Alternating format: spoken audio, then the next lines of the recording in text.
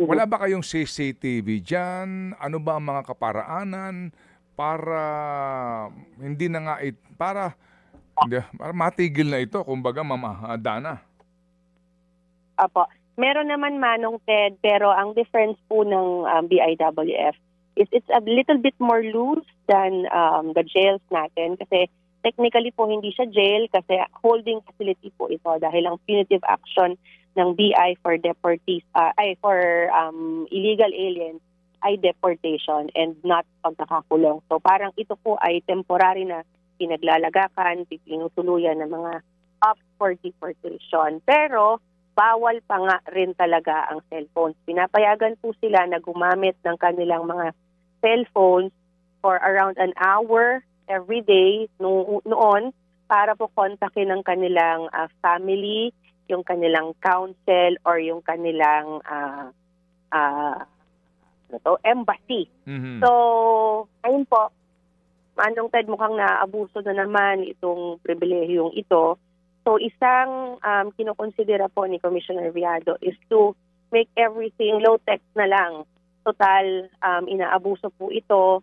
Alisin na lang po yung privileges for the cellphone use. Pero syempre, kailangan pa rin yung karapatan nila na makagamit po ng contact, ways for contact ng kanilang pamilya. So landline na lang po yung kinukonsidera po na magkaroon din ng mga parang video call booth doon sa isang open area para kita po ng lahat. Oh, sige. So dito sa particular na dayuhan na ito, no, itong si Vitaly na ito, ilan ang nasangkot dito sa sinasabi nga na suhulan para makagamit ng cellphone at ano ang kanilang estado? Ilan sila? Ano ang kanilang rango? At ano ang estado? Sinibak sila pero hindi tanggal sa serbisyo, baka naman floating lang at maya-maya balik na naman. Ang initial pa lang natin, hindi direct dito, Manong Ted, but generally involved in pagpupuslit po or may lapses rather dun sa pagpupuslit ng gadget. Kasi ang nakita po na talagang may confirmation na nagpupuslit po ay yung katabi niya, yung kasama niya doon sa kanyang area. So mukhang yun po ang nagdadala ng kanyang mga gadgets na ginagamit niya. Ngayon po, 3 dun sa ating mga tauhan. There was one contractual agent na natanggal po sa serbisyo last year. There are 2 others, isa pong permanent employee and isang contractual din that were relieved naman from their posts. Okay. Contractual, tanggal ka agad. Tanggal po, Manong Ted. Hindi lang ito relieve, tanggal na ito.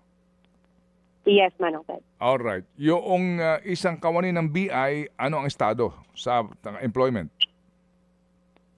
Yung may 2 pa po, yung isa nirelease po doon sa pwesto, yung isa po permanent employee nag-face po ng cases with the BI. So meron siya ngayong kaso na kinakaharap pero wala siyang assignment? Tinanggal na po siya doon sa frontline po natin. So hindi na po siya frontline. Mga kapatid, brothers and sisters, saan ka pa? Dito na tayo sa totoo.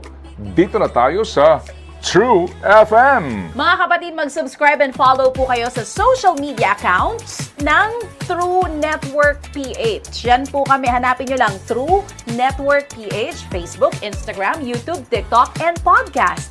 Mapa Apple or Spotify man yan, mahahanap nyo kami. Lahat ng mga napapanood at napapakinggan nyo po sa programa, nasa social media accounts namin yan. So paano mga kapatid? See you sa social media!